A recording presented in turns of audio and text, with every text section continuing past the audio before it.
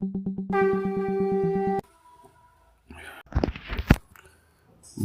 पुरुषोत्तमम। श्री श्री ठाकुर जी के भक्त हैं श्री राम वसावन सिंह, जो श्री श्री ठाकुर जी के साथ साथ रहे और रहने के दरमियान जो उनके साथ उन्होंने देखा, जो घटनाएं घटित हुई, उसके बारे में कुछ बातें वो जो लिखे हैं, हम अपनी आवाज़ में आपके सामने प्रस्तुत करते हैं, जिसका नाम है खिड़की बंद। बैसाख महीने के नववर्ष उत्सव का समय है। परम प्रेम में श्री श्री ठाकुर अनुकूल चंद्र जी के लाखों अनुगत भक्त वृंद देश के विभिन्न भिन्न प्रांतों से एवं कुछ विदेश से भी उनके दर्शन एवं प्रणाम के लिए सत्संग आश्रम देवघर आए हैं।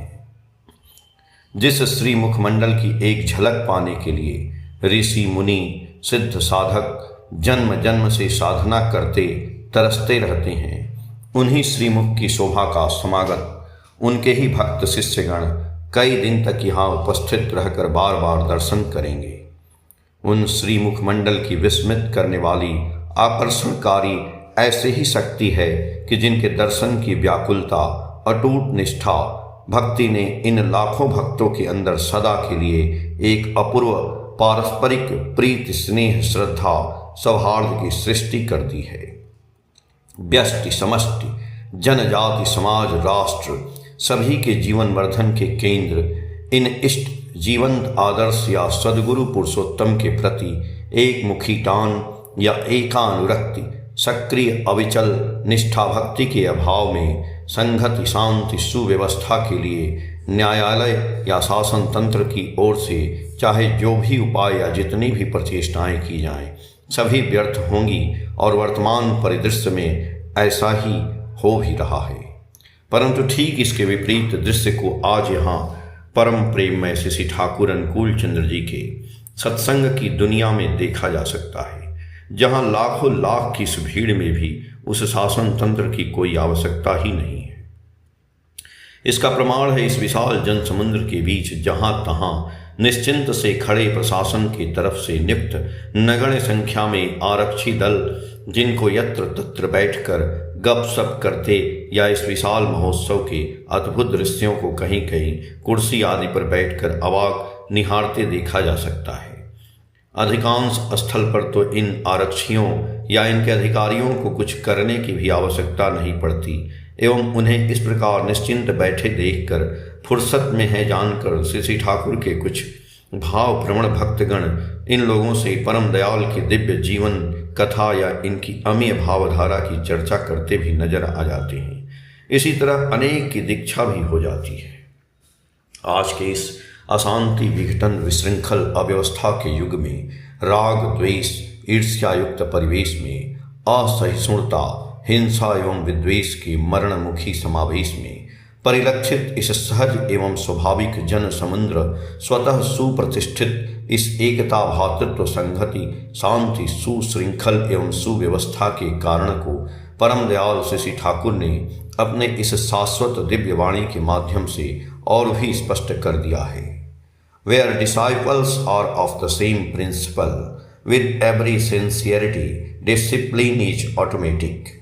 जहाँ अनुगामी गण सक्रिय आवेग सहित समान आदर्श को मानने वाले होते हैं, वहाँ अनुशासन स्वतः ही होता है।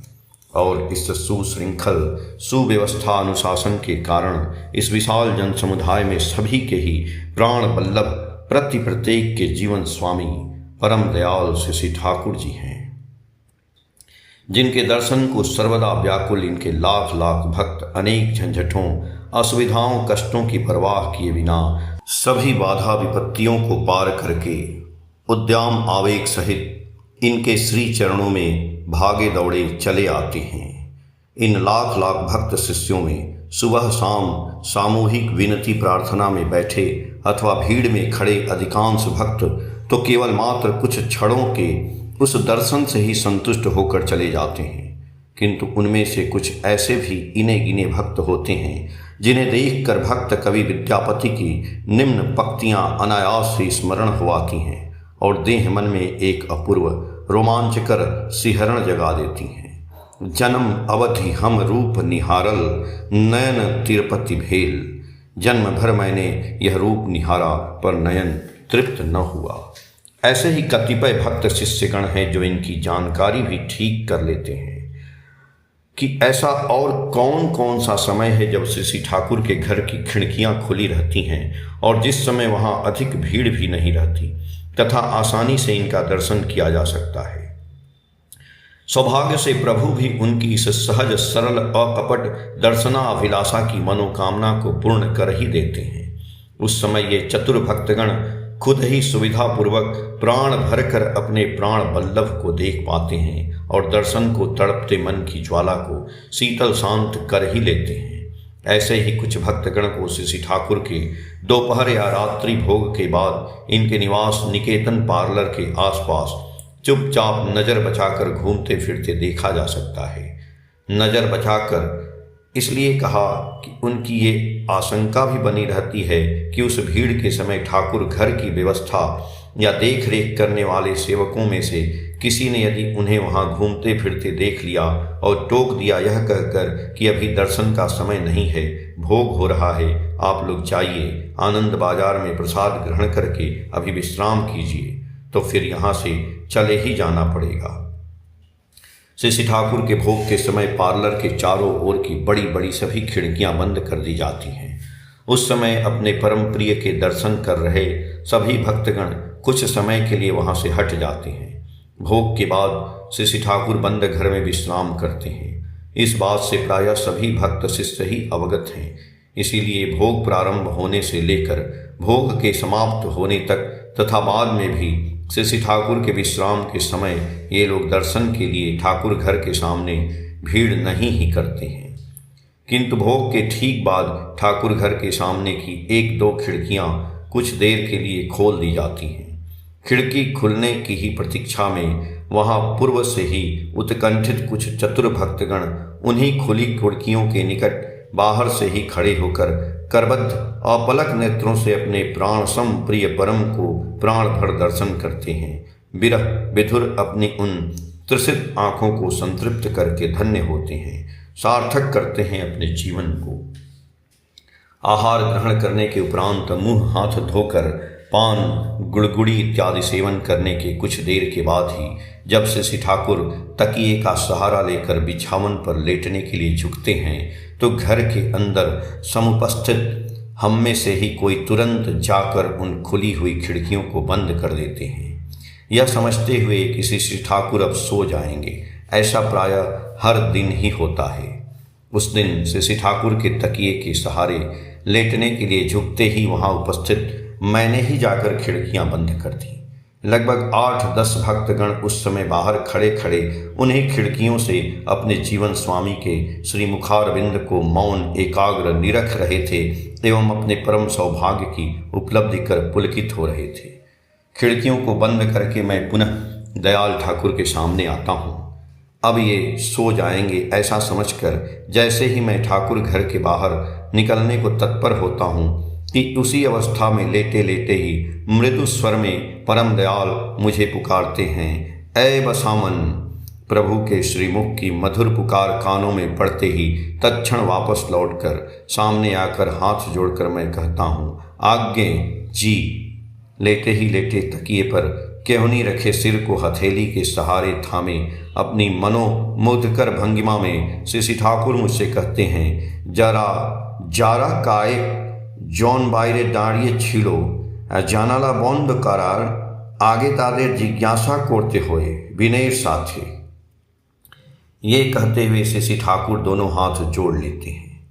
दादा ठाकुर एखन विश्राम करबेन, आमी जानला बंद करबो की। कुछ लोग जो बाहर खड़े थे खिड़कियों को बंद करने के पहले उनसे पूछना चाहिए विनय सहित। ये कहते हुए श्री ठाकुर दोनों हाथ जोड़ लेते हैं। दादा ठाकुर अभी विश्राम करेंगे, मैं खिड़कियां क्या बंद कर दूं? दयाल ठाकुर पुनः मुझसे वात्सल्य भरे स्वर में बोलते हैं, আর তারা जिने যখন बोलबे बंद करे दीते तखोनी जानला बंद करते हैं, और वे स्वयं ही जब बंद करने के लिए बोलेंगे खिड़कियों को तभी बंद करनी चाहिए। उस दिन अपनी गलती का एहसास कर एवं दयाल ठाकुर का वह अमीय आशीर्वाद भरा आदेश सिरोधार्य कर लज्जित सिर झुकाए मैं ठाकुर घर से बाहर निकल आया। उसके बाद फिर वैसी भूल मुझसे जीवन में कभी भी नहीं हुई। किंतु यहाँ ये प्रश्न अनायास ही उठ सकता है कि इसमें मेरी गलती आखिर कहाँ हुई। मेरे अतिरिक्त श्री ठाकुर के निकट रहने वाले अन्य लोग भी यह सोच सकते हैं कि भोग के बाद प्रत्येक दिन ही विश्राम के लिए श्री ठाकुर के लेटते ही खिड़कियां तो बंद कर ही दी जाती हैं। बाहर खड़े भक्तों या अन्य लोगों से अनुमति लेकर खिड़की बंद करने की बात तो इसके पूर्व कभी भी नहीं कही गई, तो फिर अचानक आज ही ऐसा क्यों? इस प्रश्न का उत्तर पाने के लिए ध्यान के समय एकांत में मन ही मन प्रार्थना करते हुए श्री ठाकुर से पाने की चेष्टा की। हृदयस्थ अपने अंतर देवता से जो उत्तर मिला उसे सुविज्ञ आप लोगों के समक्ष नीचे मैं उद्धृत करने की कोशिश कर रहा हूँ। श्री ठाकुर के लाखों भक्त देश विदेश के विभिन्न प्रांतों से यहाँ आते हैं तथा प्रभु के क्षणिक दर्शन का लाभ उठाकर स्व स्व स्थानों को लौट जाते हैं। मुझे वर्षों से दयाल ठाकुर के उन देव दुर्लभ श्री चरणार वृंद में दिन रात हर हमेशा रहने का परम सौभाग्य मिला है। ये क्या कम गौरव की बात है? लाखों लाख धनी गरीब छोटे अथवा बड़े कितने ही लोगों को जिन्हें मात्र दूर से ही अथवा कभी कभी क्षण भर के लिए ही निकट से निरखने का मौका मिल पाता है, उन्हीं के श्री चरण सानिध्य में मुझे दीवानिश निरंतर निवास का सौभाग्य प्राप्त हुआ है। इन सब बातों को सोचकर मेरे क्षुद्र मन में अहंकार का आ जाना अस्वाभाविक नहीं, और यह अहंकार ही है प्रभु के श्री चरणों में अकपट सहज प्रीति के पथ पर भक्ति साधना या धर्म के पथ पर आनंद उन्नयन एवं मंगल के मार्ग में उस क्रूर लुटेरा के समान जो जीवन का सर्वस्व लूट कर मानव को बना देता है दीनहीन भिखारी। खिड़की बंद करते समय भी अहंकार का सूक्ष्म भाव शैतान के रूप में मेरे मन में छुपा बैठा था या नहीं, उसे भला दूसरा कौन जानता, परम दयाल श्री ठाकुर के सिवा। इसी से तो इन्होंने मुझे सावधान कर दिया, मुझे बचा लिया, नहीं तो उस शैतान रूपी अहंकार को मन में पालकर ब्रह्मा शिवादि सिद्ध साधक सुवंदित उन श्री चरणावृंद की सेवा का लाख सुयोग या सौभाग्य ही मुझे क्यों न मिले, वह टिकेगा नहीं, समाप्त हो जाएगा। दुर्भाग्य देवी के आलिंगन पास में कराहते रहने के सिवा दूसरा और कोई उपाय ही नहीं सूझेगा जीवन भर।